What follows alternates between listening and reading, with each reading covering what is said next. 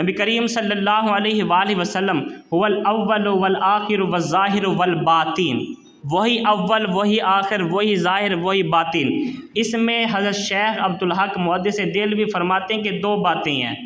اللہ تعالیٰ کی بھی بات ہے حقیقی طور پر، اس آیت کا نزول حقیقی طور پر اللہ تعالیٰ کے بارے میں ہے کہ اول بھی وہی ہے، آخر بھی وہی ہے، ظاہر بھی وہی ہے، باطن بھی وہی ہے۔ جو نظر آ رہا ہے وہ وہی ہے، جو نہیں نظر آ رہا وہ وہی ہے، جو سب سے پہلے تھا وہ وہی ہے، جو سب سے آخر میں ہوگا کچھ بھی نہ ہوگا تو جو ہوگا وہ وہی ہوگا۔ لیکن حضرت شاہ عبدالحق محدث دہلوی فرماتے ہیں کہ اسی آیت کے ضمن میں نبی کریم صلی اللہ علیہ وآلہ وسلم کی بھی بات ہے، ان کی بھی نعت ہے کہ سب سے پہلے انبیاء سے وہ تھے، سب سے آخر میں انبیاء کے بعد وہ ہے، جو نظر آ رہا ہے نور انہی کا نور ہے، اور جو نہیں نظر آ رہا وہ بھی انہی کا نور ہے۔ تو اس آیت کا مصداق، اس آیت کا پتہ کیسے چلے گا کہ اللہ کی بات ہو رہی ہے کہ مصطفیٰ کی بات ہو رہی ہے؟ تو فرمائے کہ جب اللہ تعالیٰ نے فرمایا هو الاول والآخر والظاہر والباطن، تو اللہ تعالیٰ کی مراد مصطفیٰ تھا کہ میرا محبوب سب سے پہلے ہے، میرا محبوب سب سے آخر ہے، میرا محبوب ظاہر بھی ہے، میرا محبوب باطن بھی ہے۔ اور جب محبوب نے کہا هو الاول والآخر والظاہر والباطن، تو محبوب کی مراد اس کا رب تھا کہ میرا رب سب سے اول ہے، میرا رب سب سے آخر ہے، میرا رب ظاہر بھی ہے، میرا رب باطن بھی ہے۔ تو میرے ابو البیان علیہ رحمہ فرمایا کرتے تھے کہ ہم اہل سنت کو، ہم سنیوں کو عقیدہ مل گیا ہے، یہ بھی اول ہے وہ بھی اول، ذرا کہ سبحان اللہ، ہے یہ بھی اول ہے وہ بھی اول ہے، یہ بھی اول ہے وہ بھی اول ہے، یہ بھی رعوف ہے وہ بھی رعوف ہے، یہ بھی رحیم ہے وہ بھی رحیم ہے، یہ بھی شکور ہے وہ بھی شکور ہے، یہ بھی غفور ہے وہ بھی غفور ہے، یہ بھی بے مثال ہے وہ بھی بے مثال ہے، یہ بھی لاجواب ہے وہ بھی لاجواب ہے، یہ بھی با کمال ہے وہ بھی با کمال۔ بس فرق اتنا ہے اس کی اولیت میں اور اس کی اولیت میں کہ وہ بنانے میں اول ہے، یہ بننے میں اول ہے، وہ لے بیچنے میں اول ہے، یہ آنے میں اول ہے، وہ پڑھانے میں اول ہے، یہ پڑھنے میں اول ہے، وہ سکھانے میں اول ہے، یہ سیکھنے میں اول ہے، وہ دینے میں اول ہے، یہ لینے میں اول ہے، وہ ذات خدا کی ذات ہے، وہ اپنی خدائی میں اول ہے، یہ ذات مصطفیٰ کی ذات ہے، یہ اپنی مصطفائی میں اول ہے، دونوں اول۔ فرمائے شرک کا پہلو بنتا ہی نہیں ہے، شرک کا پہلو تو تب بنے کہ جب ہم کہیں کہ ذات خدا ہی ذات مصطفیٰ ہے۔ فرماتے نہیں، ہم یہ نہیں کہتے کہ ہے ذات خدا ذات مصطفیٰ ہے، یہ دونوں ایک ہے۔ فرمائے نہیں، ہم یہ نہیں کہتے کہ خدا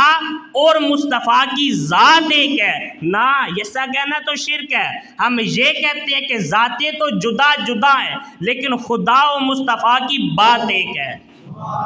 ذات ایک نہیں، خدا اور مصطفیٰ کی بات ایک ہے۔ نبی کریم صلی اللہ علیہ وآلہ وسلم ایسے خوبصورت انداز میں اللہ تعالیٰ نے اپنے محبوب کو بنایا کہ آسان بھی ثابت کہتے ہیں وَأَحْسَنُ مِنْكَ لَمْ تَرَ قَطُّ عَيْنِي وَأَجْمَلُ مِنْكَ لَمْ تَلِدِ النِّسَاءُ خُلِقْتَ مُبَرَّأً مِنْ كُلِّ عَیْبٍ كَأَنَّكَ قَدْ خُلِقْتَ كَمَا تَشَاءُ۔ اے محبوب، آپ کو اللہ تعالیٰ نے سب سے خوبصورت بنا کر بھیجا ہے۔ اے محبوب، آپ جیسا لال لم تالد النساء، کسی عورت نے جنا ہی نہیں ہے۔ اے محبوب، اللہ تعالیٰ نے آپ کو ایسے بنایا ہے، ایسا لگتا ہے کہ کأنک قد خلقت کما تشاء، کہ آپ کا رب آپ سے پوچھ پوچھ کر آپ کو بنا رہا تھا۔ یہ حدیث یہ صرف نعت نہیں، اسے حدیث تقریری کہا جاتا ہے۔ اور اسی بات کو ایک اردو شاعر میں کہا، ایک پنجابی شاعر نے کہا،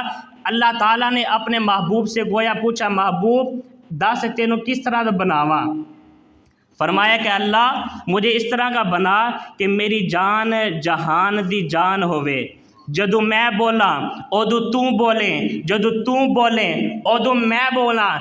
خدا و مصطفیٰ کی ذات ایک نہیں، بات ایک ہے۔ جدو میں بولاں ادو تو بولیں، جدو تو بولیں ادو میں بولا، ساڑھے دوواں دی ایک ہی زبان ہوئے۔ حضرت صحابہ کرام نبی کریم صلی اللہ علیہ وآلہ وسلم کی مجلس میں بیٹھے عرض کی، یا رسول اللہ صلی اللہ علیہ وآلہ وسلم ذرا یہ تو بتائیں کہ اللہ تعالیٰ کو آپ نے دیکھنا ہے، دیکھ چکے ہیں، وہ نظارے کر چکے ہیں، حسن و جمال دیکھ چکے ہیں، ہم اپنے رب کو دیکھنا چاہیں تو کیا کر سکتے ہیں؟ فرمایا اگر تم اپنے رب کو دیکھنا چاہتے ہو، اس کے حسن و جمال کو دیکھنا چاہتے ہو، وہ کیسا ہے، تو دل کو تسلی دو، مجھ محمد کی زیارت کر لو، میرا حسن، میرا سب کچھ اللہ تعالیٰ نے بے مثال بنایا، بے مثال پیدا کی ہے۔ اسی وجہ سے ہم کہتے ہیں کہ صدیق کی صداقت مدینے کی گلی میں، عمر کی عدالت مدینے کی گلی میں، عثمان کی سخاوت مدینے کی گلی میں، علی کی شجاعت مدینے کی گلی میں، بلال کی اذانیں مدینے کی گلی میں، حسنین کی شہادت مدینے کی گلی میں، بس ایک میم کا پردہ ہے، اگر اٹھ جائے تو مولا کا نظارہ ہے مدینے کی گلی میں۔ کیا فرق بتاؤں میں، کیا فرق بتاؤں میں حبیب و کلیم میں، کیا فرق بتاؤں میں حبیب و کلیم میں، سب کچھ چھپا ہوا ہے محمد کی میم میں، اور یہ میم جو مصری کی ڈلی ڈول رہا ہے، سرکار کے پردے میں خدا بول رہا ہے۔ حدیث قدسی اور حدیث نبوی، سرکار کے پردے میں خدا بول رہا ہے۔ اگر وہ ہدایت دینا چاہتا تو وہ خدا کے ہدایت دے سکتا تھا، لیکن اس گوارا نہیں، اپنے درمیان اور مخلوق کے درمیان اس نے ایک وسیلہ پیدا کیا، ایسا بے مثال وسیلہ بن کے آیا کہ اس نے حسن و جمال اور اس کے نور کی کہکشائیں اس قدر عظیم تھی، وہ تمام لوگ جو گناہوں کے اندھیرے کی وجہ سے جہنمی بن چکے تھے، اللہ تعالیٰ نے جب اس واسطے کو پیدا کیا تو اس کی نور کی کہکشاؤں کی وجہ سے وہ تمام لوگ جہنم سے نکل کر جنتی ہو گئے۔ اللہ تعالیٰ کی بارگاہ میں دعا ہے کہ اللہ تعالیٰ مجھے اور آپ کو پیارے آقا کی غلامی میں قبول فرمائے۔ وما علینا الا